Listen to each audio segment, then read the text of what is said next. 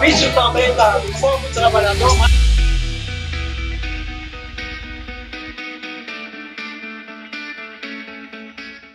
Bem, hoje é um programa especial, né? Um camarada, um companheiro, né? André Lopes, né? André, vamos falar, bater um papo, né? Que vai falar de movimentos, início dos anos 80, né? Nós nesses encontros do Movimento Nacional de Direitos Humanos, mas eu gostaria que você falasse um pouco de você.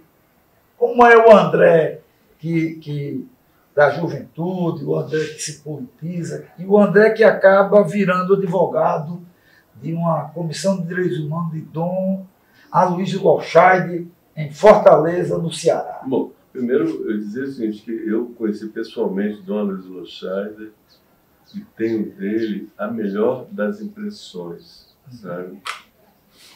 Uma pessoa magnífica.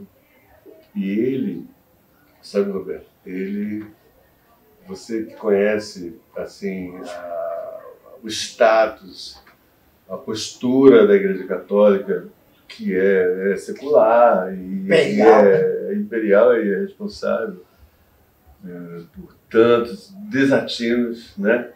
Mas o Dom Aloysio, imagina, ele chega aqui, ele sendo um homem, né, que, poxa, no status de alguém que foi o príncipe da igreja, votos, né? O príncipe da igreja e recebeu votos para a eleição do Papa, né? Com essa coisa, vamos dizer assim, importante, a personalidade dele é importante, cara. Então o Dom Aloysio, ele chega aqui num estado reacionário à igreja, francamente contrária à postura dele, sabe? Então, um homem que andava no Fusquinha, cara. Eu tive a oportunidade, Roberto, sabe? Nos nossos encontros da Pastoral da Terra, eu já como integrante da Comissão de Defesa e Promoção dos Direitos Humanos, que ele implementou, e nós, então, com esse respaldo das comunidades eclesiais de base, inclusive com a estatura de alguém como Leonardo Boff, né, que vinha assim, oferecendo fatos históricos contra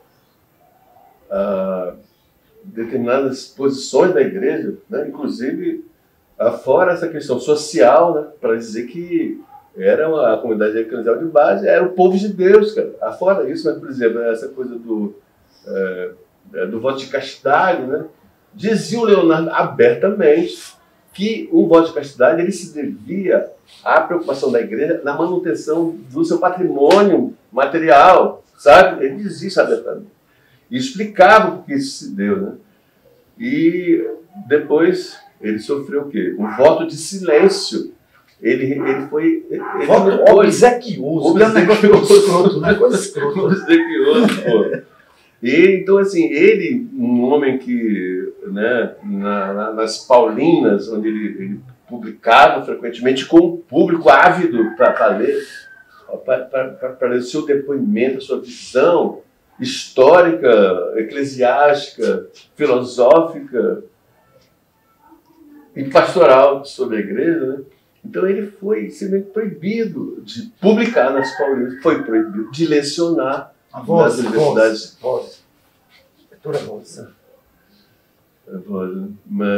Nas universidades católicas, né?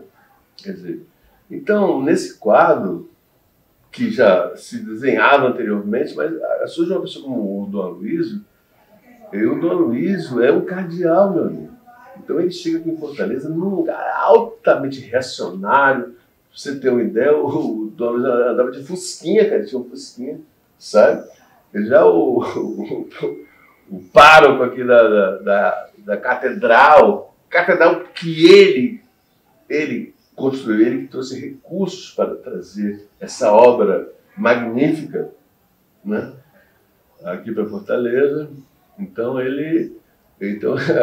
assim, E, por exemplo, assim, os empresários que até então pegavam o cardeal para benzer as suas indústrias e tal, ele se recusava a isso. Ele não se prestava a isso, sabe? E, para não alongar minha conversa, eu quero dizer uma coisa que eu soube, que é uma coisa terrível, que foi o seguinte, que ele, com a deficiência física, problema de coração, levaram-no lá para Quixadá, deixaram lá sem acesso, as pessoas não tinham acesso. Eu soube de pessoas que estavam lá dentro da igreja, me falaram isso. Bom, eu falo o que eu ouvi, né? E quem o salvou foi o Tasso Gereissati, sabia? Foi o Tasso Gereissati que forçou, levou um helicóptero, ele era governador na época, e na verdade eles tinham uma relação muito boa, porque eu acho que o Dom Luiz encontrou nele um outro político, né? Que não os coronéis, que até então dominavam aqui a cena política, o Tasso Gereissati. Então, e parece que Dom Aloysio, eu soube isso através do meu tio. Ele tinha um tipo, não sei se era doença, algum tipo de coisa, que ele tipo assim, era como você faz muita movimentação e não sente cansaço. Então ele parece que ele tinha esse tipo de coisa que era que ele tinha que se cuidar muito no esquema de saúde. Não, eu estou te falando, cara. Assim, na verdade, a questão que parece que ficou evidente é que ele tinha um problema cardíaco, entende?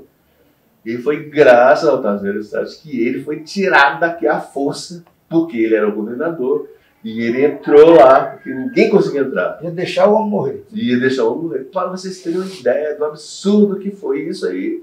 Eu assino embaixo por entender que já havia mesmo uma ojeriza, sabe? Havia toda uma... Nunca engoliu. Nunca engoliu, não. Nunca engoliu. E ele, por outro lado, em nenhum momento ele se demoveu dos propósitos dele, sabe?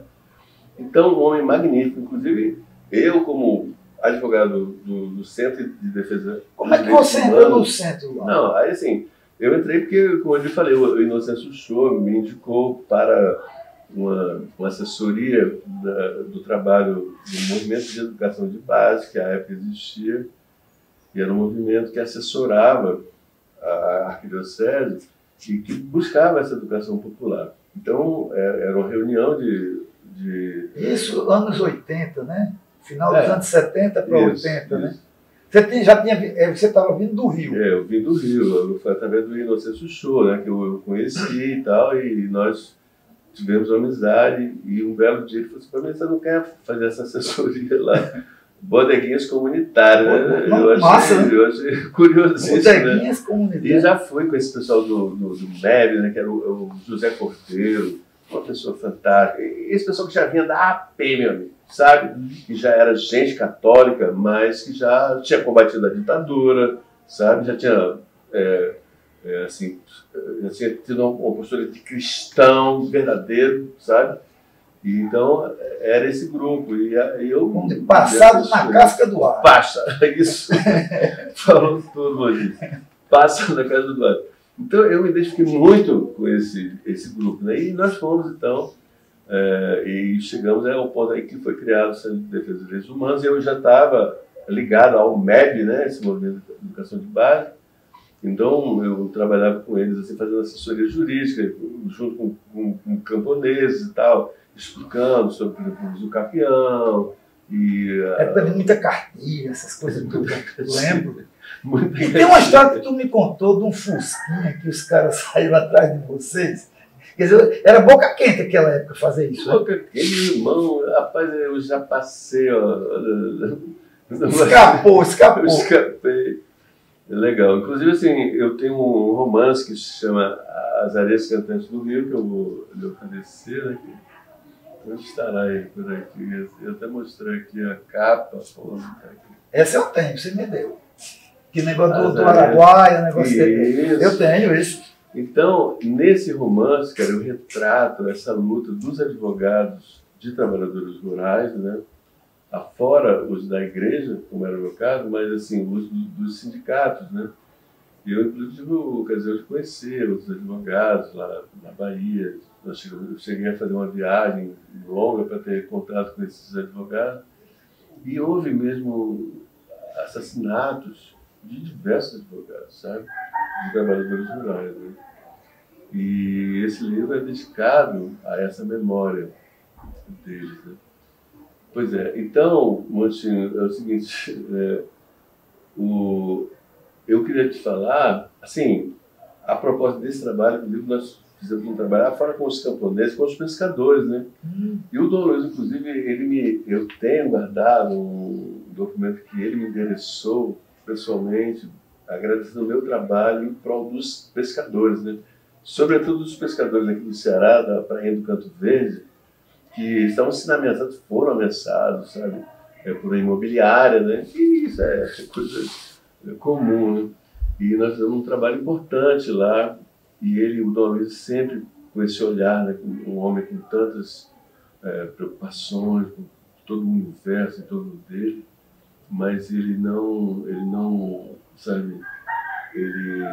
Ele percebia, sabe, a importância daqueles desafios que eram oferecidos e que estavam sendo enfrentados por quem trabalhava na Comissão de Direitos Humanos que ele criou, né?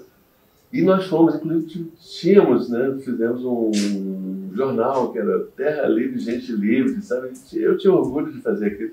Eu lembro que era muito transado. Era assim, muito transado. Era legal, porque a gente atualizava as informações, assim, uma briga de terras aqui, não sei o que, a gente dava informação. Aquilo lá, aquela reintegração de posse, ou aquela ação de consignação e pagamento, ela evoluiu e tal. Então, a gente teve esse proveito, sabe? Inclusive, eu mesmo fui chamado, nessa ocasião, lá na SBPC, rapaz, lá no encontro em Piracicaba, e eu tive o privilégio de ficar no mesmo Mesa? Não, assim, numa casa do campus, né? Vamos dizer assim, tem lá as suas casas, suas, como é que eu posso dizer assim? Dormitório. Acomodações. Hã? Dormitório. Dormitório, só que eram casas, assim, né? E eu fiquei com o Leonardo Boff. Eles me colocaram com o Leonardo. Eu me lembro bem que, assim, na palestra... Assim, eu fui lá para falar sobre direito e arte, né? E comunicação, né? Que, no caso, era... O mote era esse nosso livro, esse nosso jornal, né? A importância desse nosso jornal, a divulgação desse nosso jornal, sabe? E aí, eu me lembro também, assim, da palestra do Leonardo Boff, né? Que ele fala assim, ele dizendo assim que ele tinha estado em Roma, né? Isso já um pouco antes dessa Igreja pena que ele Carisma sofreu. por dentro, antes. Pois é.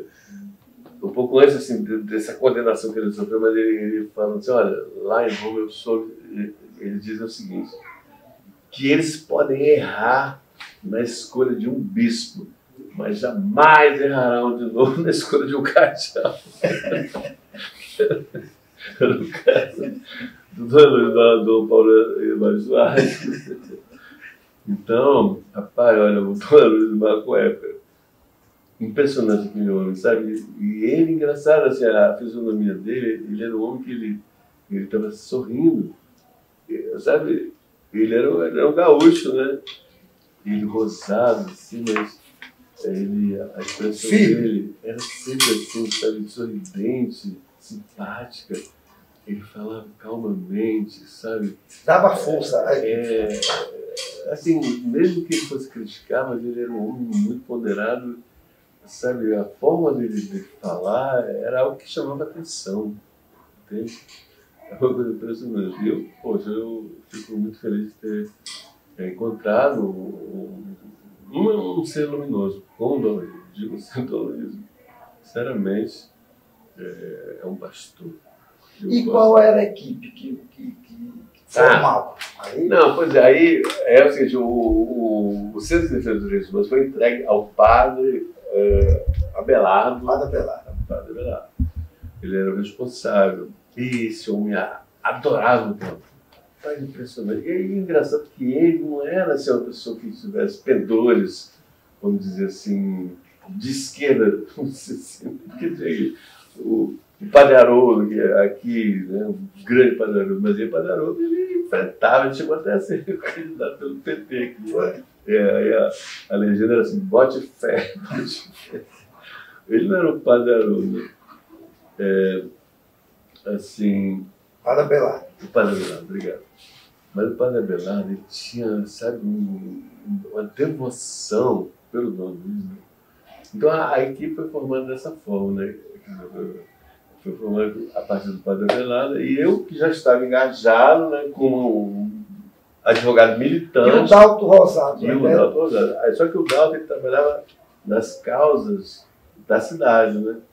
E eu trabalhava nas causas do interior. E aquele que era caminhoneiro, como era o nome? Era Beto. Ah, o Beto. Beto. Não, o Beto, mas ele era um, vamos dizer assim, ele era um agente pastoral. Ele fazia mais a intermediação. Ele trabalhava... Ele era caminhoneiro, ele. Ah, era?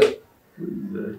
Mas ele trabalhava aqui. Então o Beto, ele era uma pessoa importante aqui na movimentação da cidade, né? Uhum. E outra coisa, tinha a pastoral operária também, outras pessoas importantes que não consigo nominá-las agora, mas pessoas muito importantes. Até porque eu estava mais do lado do interior, né? No interior. E a irmã Margarida, né? A nossa amiga, né? A nossa amiga. A irmã Margarida, rapaz, ela era uma pessoa... Margarida Maria Salles. Margarida Maria Salles. E ela é uma pessoa assim, porque você sabe que... salesiana, né? Uhum. Né? Então, assim, essa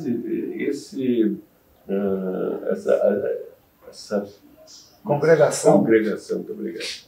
Ela foi formada, e as pessoas falam assim, muito mais para atender os padres. Uhum. Nas dioceses, nas paróquias. Quase que serviçais. Serviçais.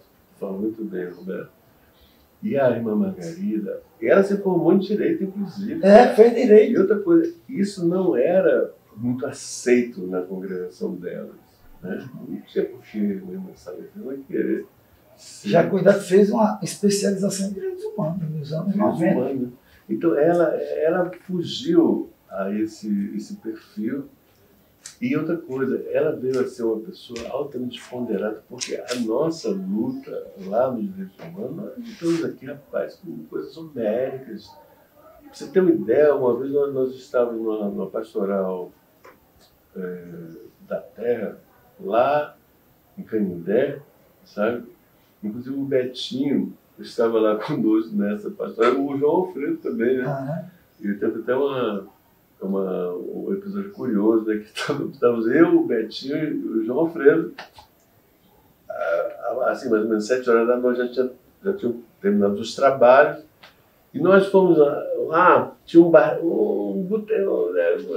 venda assim, que o cara vendia cerveja, né? Então nós fomos lá os três, no meu livro, o meu romance está registrado, nós fomos lá os três, e tomar uma cervejinha no final da noite e tal. Eu, Betinho e o João Alfredo. Aí pegamos uma cerveja, ficamos conversando. Aí daqui a pouco, meu amigo, um rugido assim, um rugido de leão, né? Vocês imaginam, no meio de Canindé, cara. O que é? Deixa eu contar isso. Vai lá. Então, o Betinho, ele tinha uns olhos enormes, cara. Uns olhos verdes, assim, enormes, você, assim, desses elementos da natureza. Rapaz, quando o Betinho, a gente ouviu aquele rugido, né? O Betinho olhou assim, ficou todo mundo apavorado, né? E todo mundo, assim, imóvel. Aí o cara, que era o dono da venda lá, né? Aí daqui a pouco ele aparece assim com uma tigela assim, cheia de carne. E passa por nós assim, aí todo mundo entendeu, né? Porque hoje em dia tem um zoológico lá, lá em Canindé, por conta dessa coisa de São Francisco, né? Os animais, então eles, naquela época eles tinham lá um leão, tinha uns animais assim, inclusive um leão. E o cara passou para levar comida do leão. Rapaz, meu irmão. Sabe aqueles segundos assim, até que a gente compreendesse, né, que O leão, era o leão que estava ali, mas ninguém sabia que tinha animais ali, tinha diversos animais. Ah, rapaz, depois aí pronto, aí ficou relaxando. Quanto tempo você passou no centro? Cara, não lembro disso. Eu lembro que a gente deve ter se conhecido no encontro. Qual foi o primeiro encontro que você foi? Você foi em 80. Eu vou te dizer, eu sei de cabeça.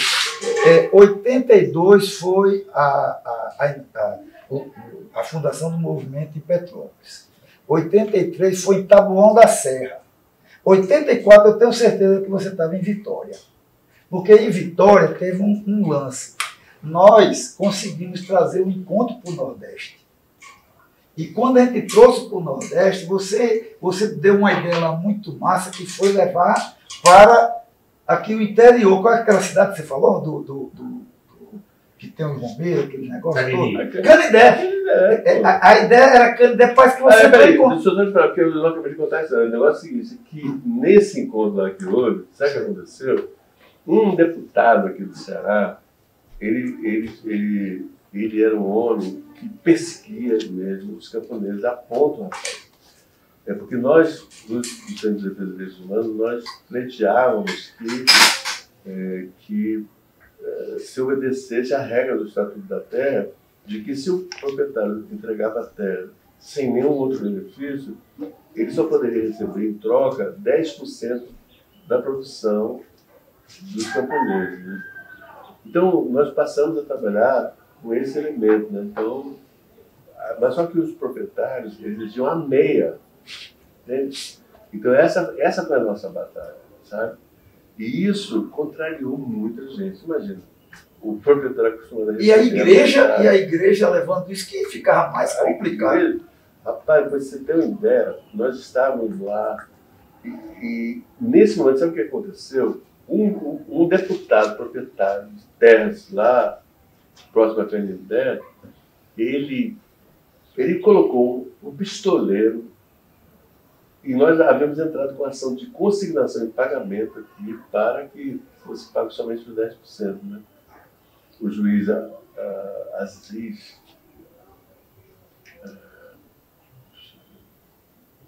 doutor Aziz, ele deferiu, né, e entramos com ação também de reintegração na posse. O juiz foi removido, rapaz. Um continente. Ele foi removido. E esse proprietário colocou um pistoleiro lá, um pistoleiro. E utilizou a água que era utilizada lá pelo camponês, no caso, né? Zé Menene, lembro o nome dele. Ele não utilizou e aí ficou lá, né? E outra coisa, o filho desse proprietário, ele pegou um trator e passou em cima da casa do camponês. Né? O camponês, quando ele chegou lá na casa dele, não tinha ninguém lá, né? Mas ele não viu mais na casa dele. Para você ver a demonstração de poder, de ojeriza,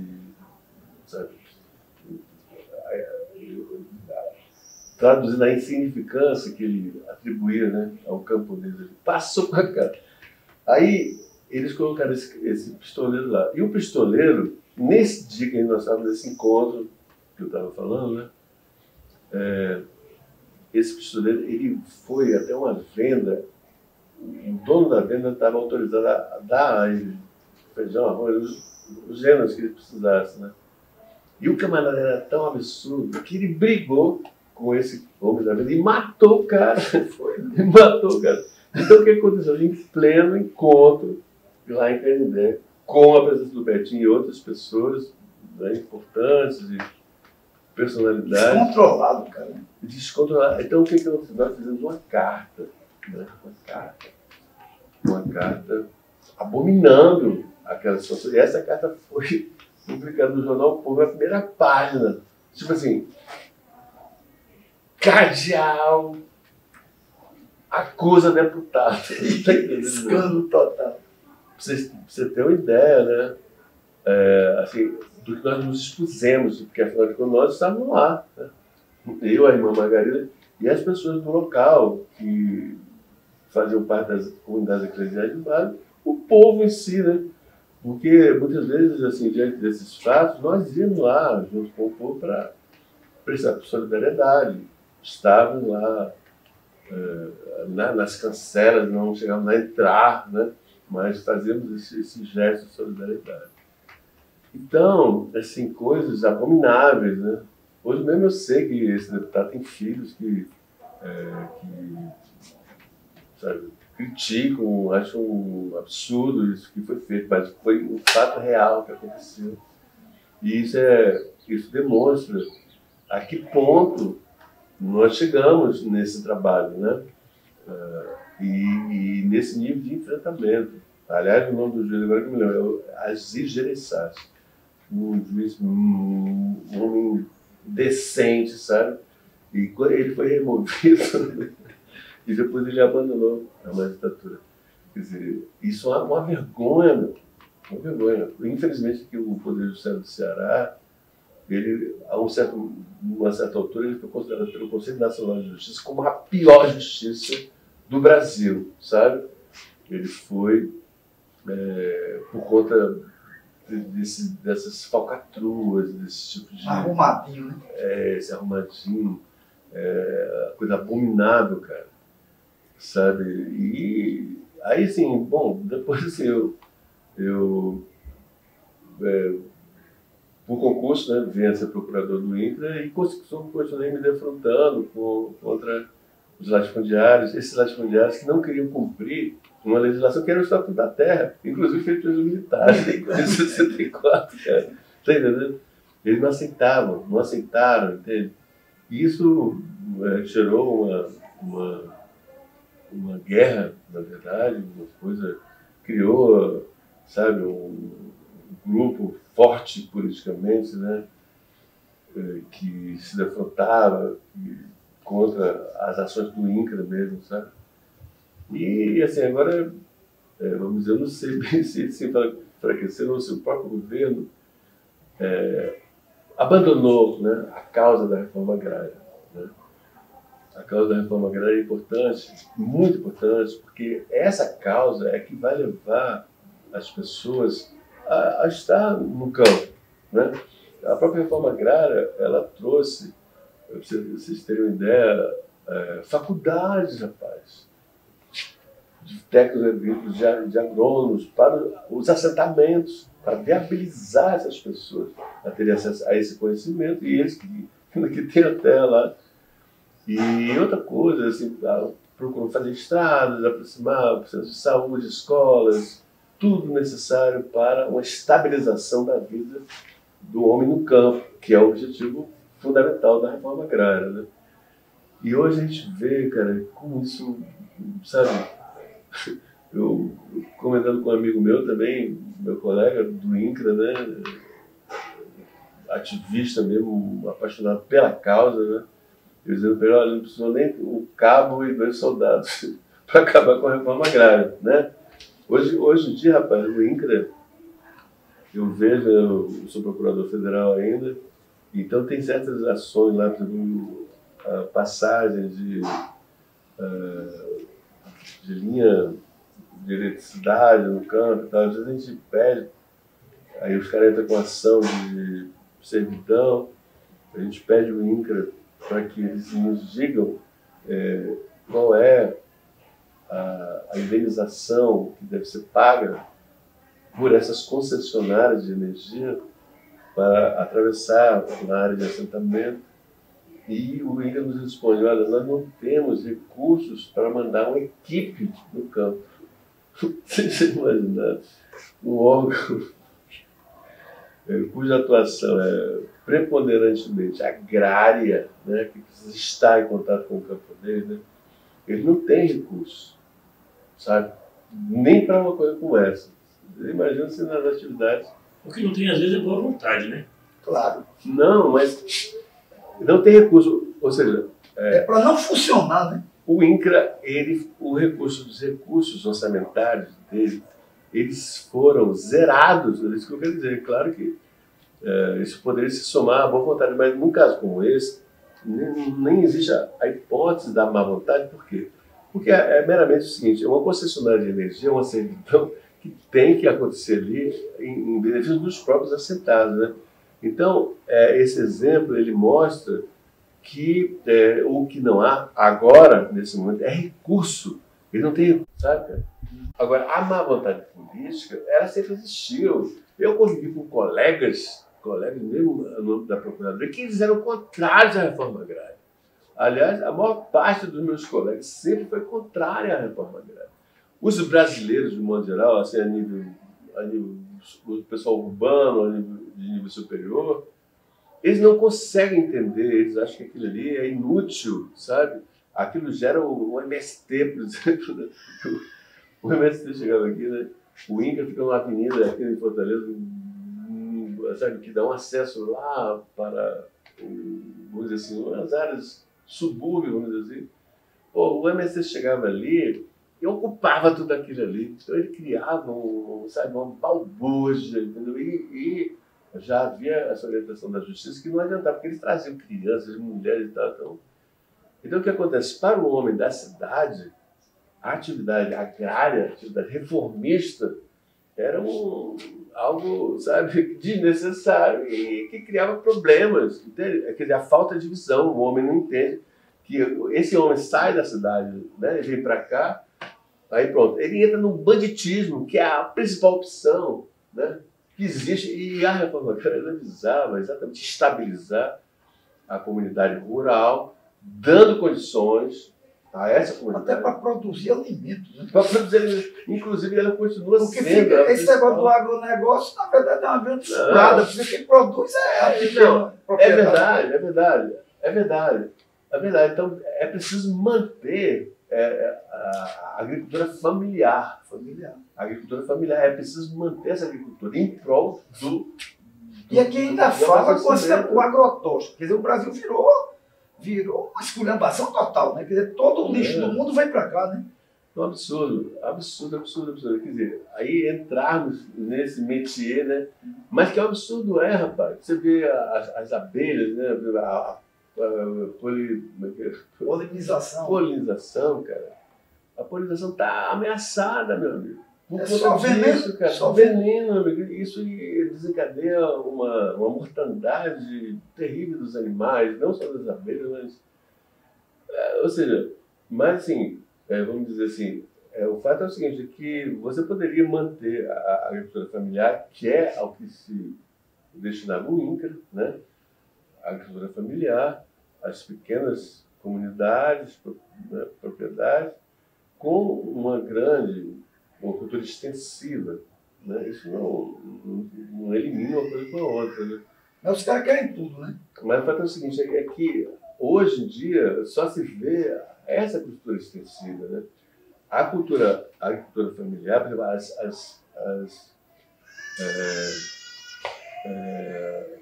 na verdade, a galera quer monocultura, né? Quer só para exportação. Mas é um absurdo que se queira isso, já que você precisa ter arroz, feijão, salada na sua mesa, né? Por exemplo, como é que é as entidades assim, de exploração, cooperativas, por exemplo. As cooperativas, elas são da maior importância, né? Então, por exemplo, os entes da reforma agrária, eles são cooperados, né? Deveriam ser cada vez mais. Isso permite o quê? Permite que você continue produzindo, a agricultura familiar tenha o seu espaço e haja uma distribuição desses alimentos, né? Fora de um patamar, assim, vamos dizer que seja um patamar de exploração comercial, assim, de que aquele valor... Inclusive, esse negócio que eu estava falando das bodeguinhas comunitárias, ela vai dentro dessa perspectiva de você aproximar a figura do produtor à figura do consumidor, no que diz respeito, sobretudo, aos bens, né, de primeira necessidade. Mas eu acho que, de qualquer maneira, a gente já deu uma certa visão dessa parte mais política. Mas você também foi sempre o cabra que mexia com questão de direitos, né? Eu lembro que com Santa Rosa, é a primeira vez que eu ouvi falar o tal do direito difuso, né? Tinha um negócio de direito É que é difuso. importante o direito difuso. Mas você também sempre teve a tua veia da arte e da cultura, né? Em algum momento você conseguiu juntar as duas coisas, né? Ou uma complementava a outra. Né? Claro, claro. Como é que entrou esse lance da arte e da cultura na tua vida? Ou sempre rolou? Não, exatamente. A questão da arte e da cultura para mim é anterior, né? A questão profissional. Antes você vinha até para o próprio Ceará, voltar para a tua terra, né? Antes de voltar. Claro. Como eu estou falando, lá do Rio, né? Frequentando a gloriosa Faculdade de Direito da UFRJ, né? A antiga Faculdade Nacional de Direito, Templo Vladimir Palmeira, que conseguiu congregar aquela parcela de 100 mil. Nós lá reabrimos aquele centro. E lá nós já atuávamos, nós abrimos o centro acadêmico e atuávamos lá frequentemente. E inclusive escrevi uma peça de teatro, rapaz, foi montada lá na Sobre qual era o tema? Era um tema jurídico, sabe? O nome era Um Minuto de Silêncio. Eu abordava uma situação assim da questão, um aspecto do direito lá, que era assim, o fato de uma pessoa que era um surdo-mudo que praticou um crime. É uma situação assim, vamos dizer, ambientada numa família. Mas, no correr da peça, aí havia, assim, por exemplo, assim, situações paralelas. Eu me lembro que tinha situações de praça, que tinha um jornaleiro que falava: o ministro da Justiça era o Armando Falcão. Aí lançava as manchetes daqueles jornalistas pequenos, o Palácio dos Três Poderes, isso aqui, umas coisas. Eu quero dizer, nada a declarar, né? Pois é, rapaz, fizemos lá. E o Machado Palpério era o diretor da Faculdade de Direito lá. Aí nós fizemos montar a peça lá na faculdade. Né? Aí ele chegou e falou assim: olha, eu achei muito interessante o tema, mas nós não podemos fazer isso aqui para atacar autoridades constituídas. Esqueçam essa. Mas nós montamos, rapaz, na Casa do Estudante, na Praia do Flamengo. Montamos essa peça lá, rapaz. Foi uma maravilha, sabe? Então, assim, nossa turma, cara, era de 75, 76 e tal. Nós reconquistamos o espaço acadêmico, sabe? E já era, vamos dizer assim, já era um caminhar, né, para a redemocratização. Que parecia um frota ali, tudinho, mas coisa boa.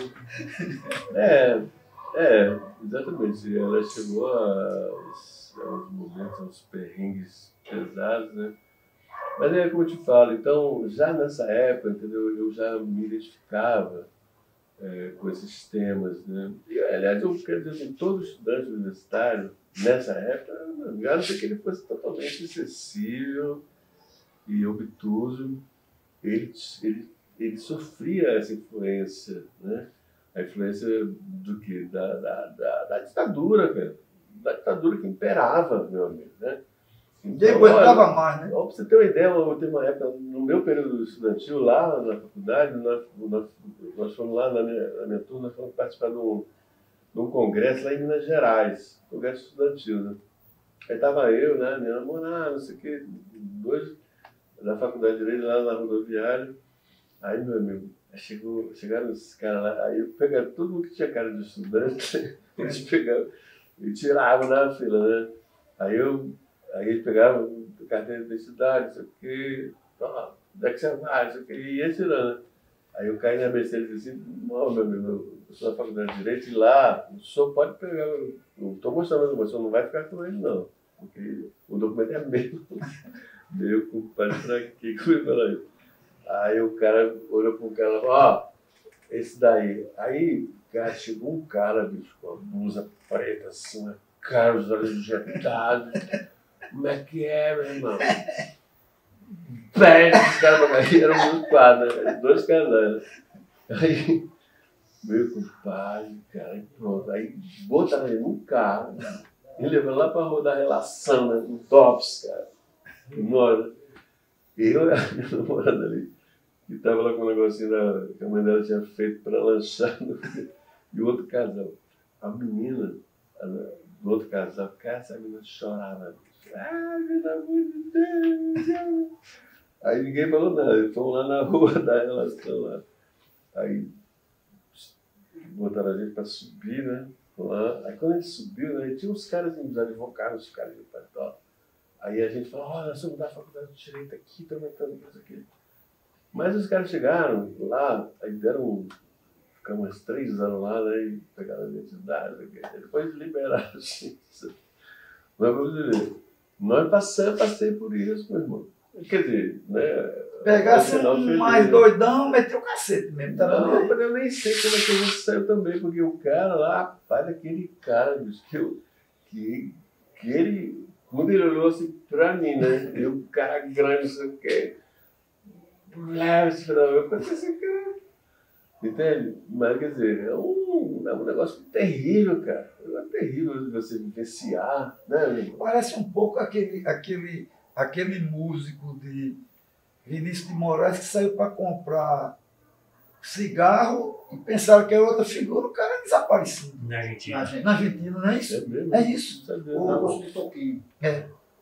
Toquinho. E o cara saiu para comprar cigarro. Um Toquinho? Era Vinícius de Moraes Mas o Paco Toquinho? Sim. Não, era músico. Esse cara era pianista. Saiu para comprar cigarro, pegaram o cara, deve ter trocado com o outro, mataram o cara. O clima era esse, né? Rapaz, é um negócio, sabe, terrível, bicho. De algo escrito, né? Mas também o que você escreve também tem muito a ver com. É um pouco que dá sempre para lance de teatro também. Eu acho que você tem sempre essa pegada, né? Mas também tem um lance da música. Tá. Então você acaba juntando em algum momento essas duas coisas? Sem dúvida. Aliás, na verdade, assim, o meu primeiro movimento, sabe, assim, de sensibilidade, de é a música, né? Desde os 12 anos que eu já trabalho, já toco violão e canto, sabe? É a música que me mobiliza.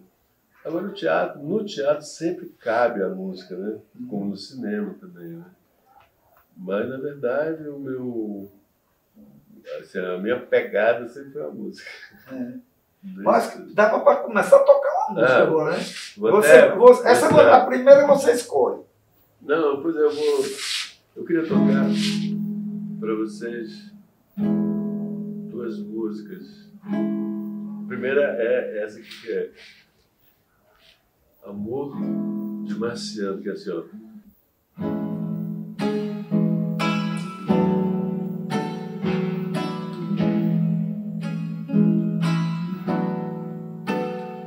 Procuro ver como quem é de estar por aqui, mas sinto saudade dos lugares que sei existir. Em outras esferas, tantas eras distantes daqui.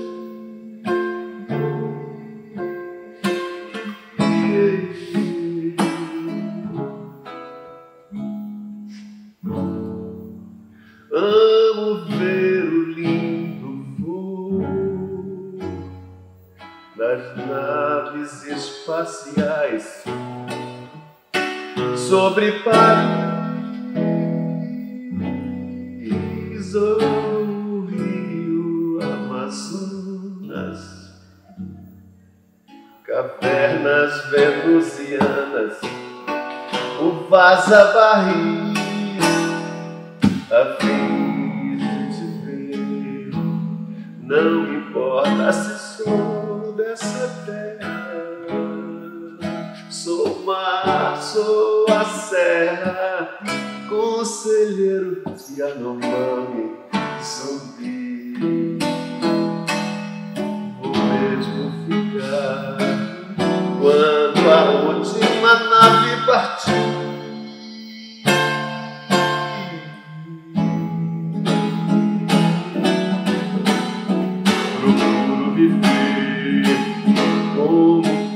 é de estar por aqui,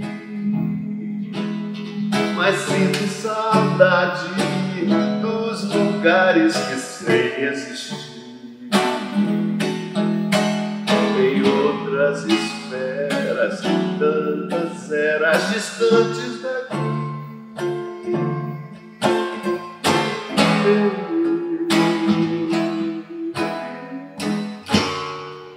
Amo ver o lindo voo das naves espaciais sobre país, o rio Amazonas, cavernas venusianas, o vaza-barriga a fim de te ver. Não importa se sou dessa terra, sou o mar, sou a serra, o segredo e a Yanomami sorri. Vou mesmo ficar quando a última nave partir. Vou mesmo ficar quando a última nave partir.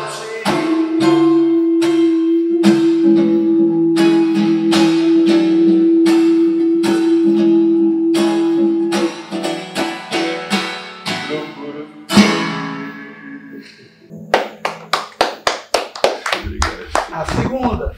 Essa aqui é em homenagem ao meu amigo Jorge.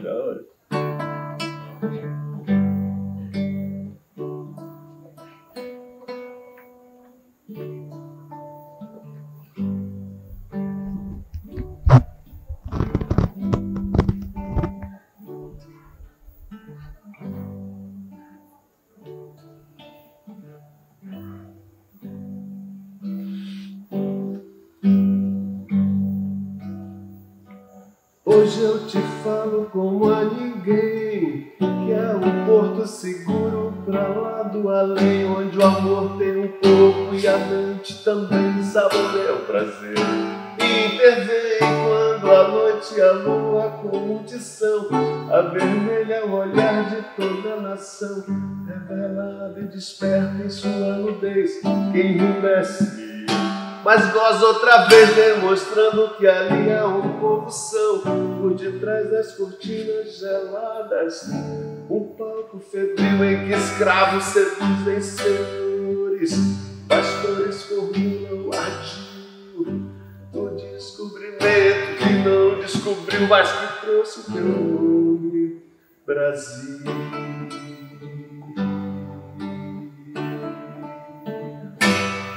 Nação que arrebenta de vem de guiar, de matar as sedes e as fomes sapiens dos mundos, e fazer dos Raimundos regentes dos Charles e das Giocondas, de York a Paris, formiguinhas ligeiras, os tesouros, as razões e as emoções brasileiras.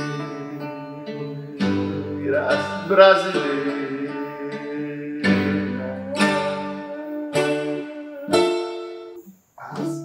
Agora me diz uma coisa, André, dessas tuas vivências de movimento, esse negócio e tal, quais as músicas que rolaram, que de alguma maneira expressam essas tuas vivências?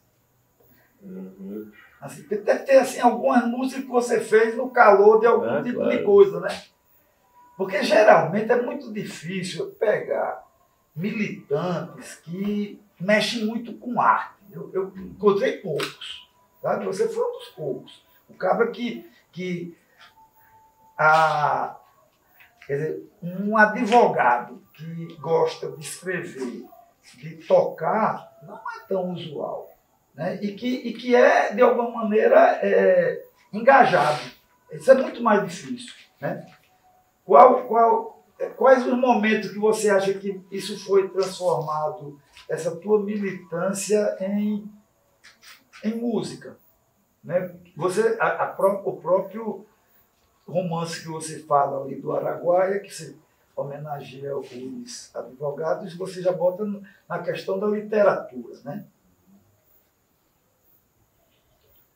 Pois é, Mancho, mas assim, como eu te falar, a música pra mim, ela antecede tudo isso, sabe?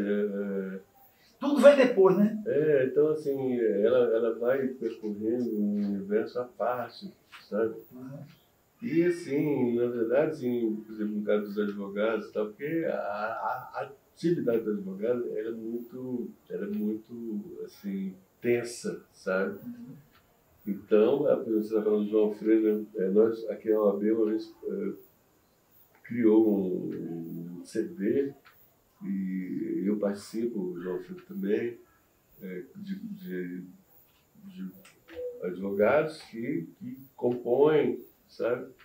Então, assim, na verdade, quer dizer, o advogado já é da tradição dos advogados, essa questão assim, da literatura, da própria música, né?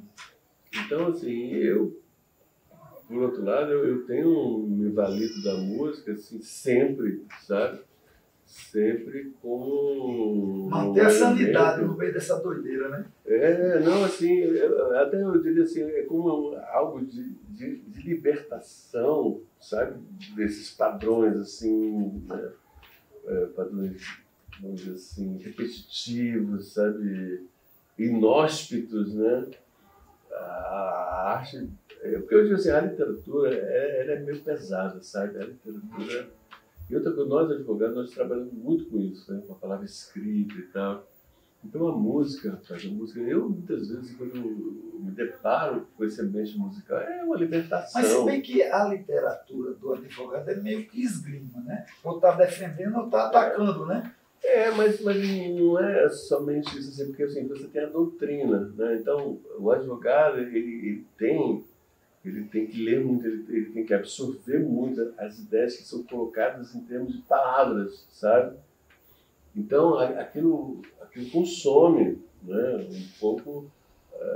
eu digo assim, depois de você trabalhar com esse universo de palavras, então, você ainda vai trabalhar na literatura, é pesado, sabe? Eu já fiz isso, assim, como escrever um romance, é tormentoso, porque você tem que corrigir, vírgula por vírgula, sabe? Não é brincadeira. Já a música, ela se passa assim como algo assim mais, assim, é como se fosse uma válvula de escape, na verdade, sabe? E por outro lado, a música, eu me sinto muito feliz de poder ter essa expressão musical, sabe? Eu gosto muito de pintar e tudo, mas acontece o seguinte, a música, ela é universal, meu amigo. E a nossa música, sobretudo, né? Sobretudo, então, assim, mas para terminarmos aqui, eu queria tocar uma música que eu nem sei tocar muito direito, mas é o seguinte, eu me lembro que uma vez nós estávamos num desses encontros de direitos humanos, né? E conosco estava o Betinho, né? Eu ia até chamar, se fosse possível, a Luísa lá para ela tocar um tamborim, que eu fiquei chamar, porque assim, aí estava o Betinho, né? E o Betinho tinha recém-chegado, né? Do Canadá, né? Do Canadá. E virou logo celebridade em função da música dele de Regina, né? O irmão do Enfio, era o irmão do Enfio, né? João Bosco e do Lorde Blanc, né? A interpretação da Elisa e tal. Mas eu achei muito legal, cara, eu poder ter tocado essa música nesses encontros, né? Eu nem sei se eu levava um violão, sei lá, eu sei que parecia um violão, né? E o Betinho, que é na minha frente, assim, cara, como você está, né? E eu falando assim, o Betinho, olha, vamos levar esse som aqui. Rapaz, o cara era entusiasmado, bicho. Ele era animadíssimo. Cadê a Luísa? Luísa! Não, mas vai falar, deixa eu aceitar aí, deixa eu aceitar aí. Sente ali de novo, né? Senta ali.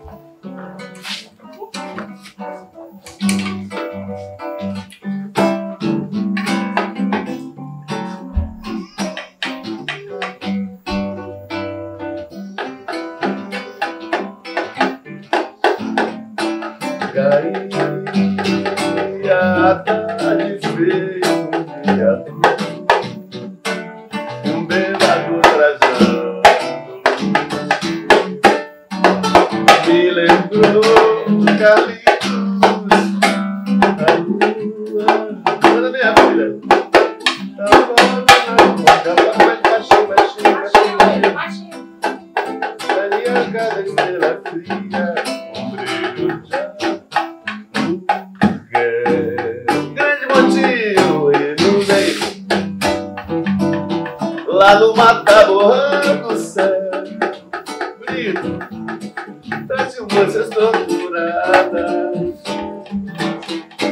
Isso foi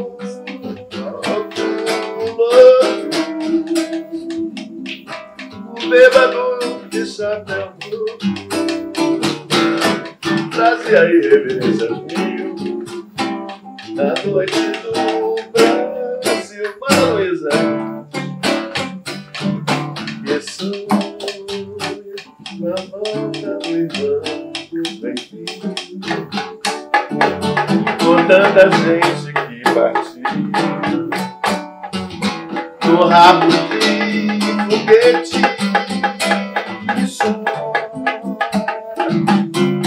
A nossa pátria, mãe gentil, choram Marias e Clarice, solo do Brasil. Mas sei que uma dor assim com jeitinho não há de ser inutilmente a esperança dança na corda bamba de sombrinha, e em cada passo dessa linha pode ser machucar.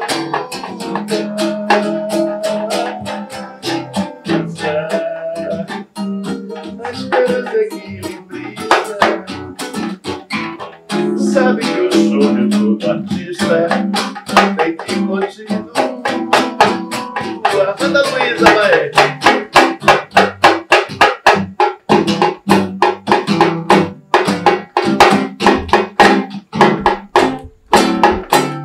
E no meio, lá no mata-borrão do céu,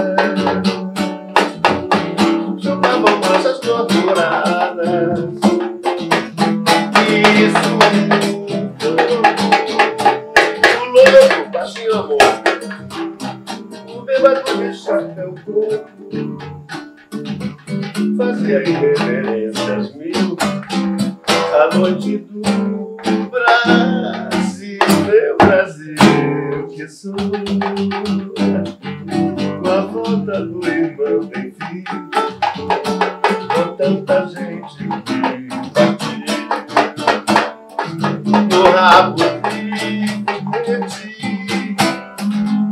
Chora a nossa pátria, mãe gentil, choram Marias e Clarices, o solo do Brasil. Mas sei, galera, que uma dor assim por gente não há de ser inutilmente a esperança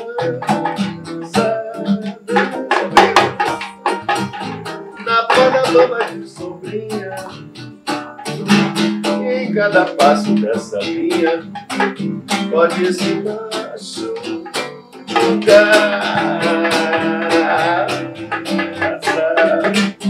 A esperança equilibrista sabe que o show de todo artista, né, Luísa, tem que continuar. Mas, André, nordestinos de direitos humanos, eu gostaria de dedicar esse programa à nossa grande amiga, Margarida. a irmã Margarida Eita, Maria, moça. nossa grande amiga, né? Isso. Então, pessoal, viva a irmã Margarida! Viva, irmã Margarida. E viva a Luísa. E viva a Luísa, né? Olha,